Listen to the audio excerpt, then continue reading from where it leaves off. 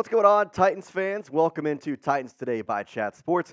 My name is Jace Andrews, and you see the score below, not what we expected, but at the same time, that's not the major news that came out of this game. The major news, actually, was Ryan Tannehill and his injury. Tannehill left the game late in the third quarter, and boy, oh boy, it did not look good. Malik Willis was the quarterback who took over, but Tannehill got his ankle rolled up on late in the third quarter. He had ankle issues last year. That's the reason he actually did not end the season with the Titans, ended it on IR. Well, guess what? We may have a similar situation here. We don't know exactly what the extent of this injury is, as right now, Tannehill went back to the x-ray room, took a cart there. That's about all we know. There's nothing left to say. All we know right now is that he's getting x-rays. We're kind of just waiting basically on what to see. Now, before the injury, it wasn't a great performance from Tannehill yet again. 8 for 16, 76 yards, just the one interception, which was thrown into double coverage because that's what Tannehill loves to do. Listen, not to kick him in while he's down, but Ryan Tannehill did not have another good game, and he hasn't really had a good game all season, to be quite honest with you. In some ways, I almost like to see Malik Willis out there. I almost like to see maybe Will Levis out there. But either way, Tannehill just did not look good. Now, I mentioned Malik Willis. I mentioned Will Levis. Well, who took over when Tannehill got injured? It was Malik Willis. He had 4 for 5, 74 yards. But I will say, one of those catches was 48 of those 74 yards, and he took 4 sacks. Not what you want to see. He held onto the ball way too long than what I think the coaches expect from him. It wasn't exactly what Mike Vrabel really wanted out of this really second-year quarterback. And so I think there's a question to be asked. With the extent of the injury and the possibility of Tannehill being out for multiple weeks, who would you rather see as the Titans quarterback through the next maybe 4 or 5 weeks, depending on the extent of the injury, possibly even for the rest of the season? We don't know. I want you to get in the comment section of today's video and let me know, because this is going to be the pinned comment on today's video. This is really the main story that's going to be talking about not only today, probably throughout the rest of the week and throughout the next week with the bye. Type MW for Malik Willis and type WL for Will Levis. Let me know in the comment section today who you would rather have as the Titans quarterback throughout this, what potentially could be a sustainable injury for Ryan Tannehill. Okay, here's what I'm going to say. I kind of want to have Will Levis just for the simple fact of we've seen Malik Willis. We've seen what he's had to play. And we've given him time. Why not try out a guy who was labeled as a first round? And honestly, he was talked about being a top 5 pick in this past year's draft. Guess what? He fell to the Titans, got him in the second round. Why not use Will Levis? Why not? Go out there. I know he puts mayonnaise in his coffee, but good grief, give this guy a dang chance. I think that's what would go on, but there's part of me that thinks that maybe Mike Vrabel does the unspeakable and decides we're going to go a 2-quarterback system, because Malik Willis has the running ability that Will Levis doesn't, but Will Levis has a way better arm. Problem is, what's the receiving? DeAndre Hopkins? We'll have to figure it out. But either way, this game was really not good from the start. 24-16. It honestly felt worse than that throughout the entirety of the game, just with how kind of instrumental the Ravens offense was against a really, I'm going to say, tight Titans defense. Lamar Jackson finished with 223 yards, 1 touchdown, 1 interception. That's pretty good for a former MVP, holding him to that, along with holding their running back Gus Edwards to 41 yards. The leading running back was Lamar, but he's a running back and a quarterback. But the big thing there, Derrick Henry, 12 carries for 97 yards and a touchdown. That's pretty good from King Henry. A lot of that came on 1 carry, 63 on the long.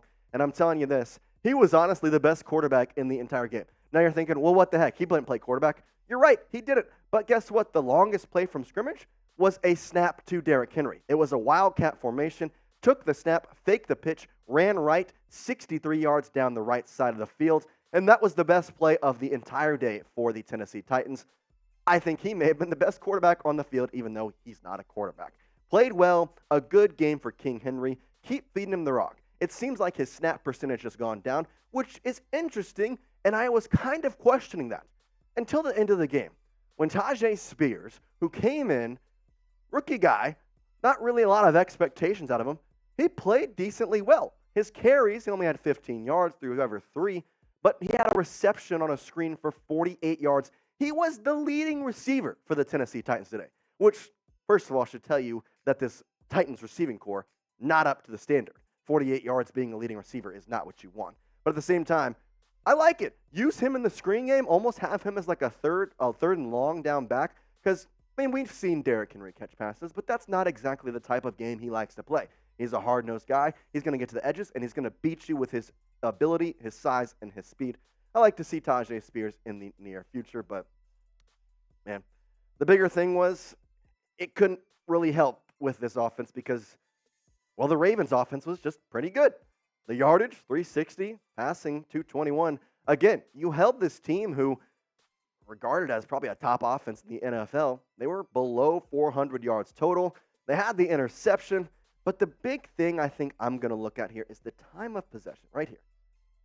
That's a lot of time, and I think that's because the Ravens' offense was kept in check by the Titans' defense, who we'll get to in a moment, but overall, they just methodically drove the ball down the field. Now, I talked about the Titans' defense, and I'm going to talk about them more in just a minute, but before I do that, it's time to tell you about Game Time. Now, Game Time is the easiest way to get your tickets for sports, music, comedy, any type of event in your area. Game Time has you covered. Game Time knows that you shouldn't have to worry about buying tickets to your next big event, and it'll give you the peace of mind when buying tickets with their best price guarantee. Game Time is going to take the guesswork out of buying tickets with their simple app and a lot of cool benefits that you're going to see. Really easy to maneuver throughout the app and know exactly what you're paying for with pictures of your seats and 360 views. Plus, the good thing is we have a special code for Titans Today viewers where if you go to Game Time, you download the app, you create an account, and you go to the redeem code section and put in Titans Chat, guess what? You're going to get $20 off your first purchase. $20 off. Take the guesswork out of buying tickets with Game Time. Download the Game Time app, create an account, and use code TitansChat for $20 off your first purchase. Terms apply. Again, create an account and redeem code TITANSCHAT, TitansChat, for $20 off. Download Game Time today. Last-minute tickets at the lowest price guarantee.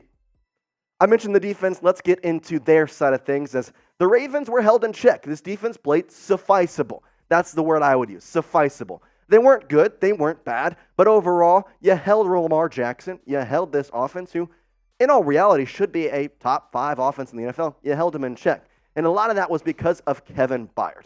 Now, the stats don't exactly pop off the screen. 10 tackles is all he had. Not really interceptions, no pass deflections. But he was more of a kind of I'm a here guy. And what I mean by that is his presence was felt throughout the entirety of the game. He was always around the ball. He was knowing exactly what plays the Ravens were running. And he understood the game to really a T at best, knows what was going on, and really was the captain of the defense today. I liked what I saw out of Kevin Byard. And this defense, again, I liked what I saw, but it's hard to win when your offense can't get anything going. It puts a lot of pressure on the defense.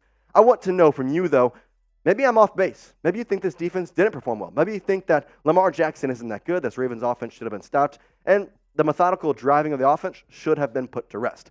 Grade the Titans defense performance in the comments section below. A, B, C, D, or F. I know sometimes you get some stupid YouTube ads. It may come up right now. We don't have control of that. So if you have some time, go down there and put a grade for this Titans defense. Okay, there also is another injury news we have to get to, and that's Chris Moore, the wide receiver out of Cincinnati. He had 4 receptions for 134 yards, but he was injured in this Ravens game with a concussion and got taken back for concussion protocol. Nothing exactly mentioned about his severity just yet, but I mean, if you look at the wide receiver depth chart, there's not much room, especially with Treylon Burks already injured. It's tough to look at because Moore kind of stepped into that wide receiver 3 role this week and immediately got taken out. Again, no news as to whether it's a full concussion, but I'll tell you one thing. Walking off the field, he looked woozy to say the least. Barely could get up. Not good to see. Now, the first guy, though, DeAndre Hopkins, we talk about wide receiver 1. Well, where was he today? He only had 1 reception for 20 yards. I don't really understand that for a lot of reasons because 1 reception, first of all, shouldn't happen for a guy like DeAndre Hopkins. Second of all, he didn't really get many targets on top of that. He only had 5, which, funny enough, it leads the Titans. But if you have a guy like DeAndre Hopkins, you have an all-pro guy, that guy, he should be getting at least 8 targets a game. He only got 5. Again, you switch quarterbacks from Tannehill to Willis. there's a lot to kind of go about with there. Here's the good news. You got a bye week to get right. You now get the break. You had to travel all the way to London. It's a lot to play. And again, they kind of mentioned it on the broadcast, saying that the Titans, they got there on Friday evening, and they looked sluggish in the first half in terms of their offense. You get the bye week now before you have to kind of head into a little bit of, I'm not going to say a tough stretch, but a stretch where you got to get stuff going. You have the Falcons in week 8 after the bye. Then the Steelers on Thursday Night Football. That's a big matchup there. Steelers, they aren't looking too hot as well. Buccaneers, which is looking to be a tougher matchup than originally stated. And then week 11 at the Jaguars. They've been up and down all season. I think you got to go in here. You got to win 2 of 4 at the least. You got to get something going. It's just not sitting right. 2-4 record. You need to get something going in this next 5 weeks if you want to have a shot at the playoffs. And it may be Will Levis or Malik Willis to get that going. Well, I appreciate you watching today's video as always. And if you made it to the end, you're an absolute legend. Hit that subscribe button for more Tennessee Titans content. We're going to be putting it out more and more all week long, all year long. And we're going to keep you updated on everything with Ryan Tannehill's injury. But that does it for now. We'll give you more news and updates tomorrow. But for now, peace out.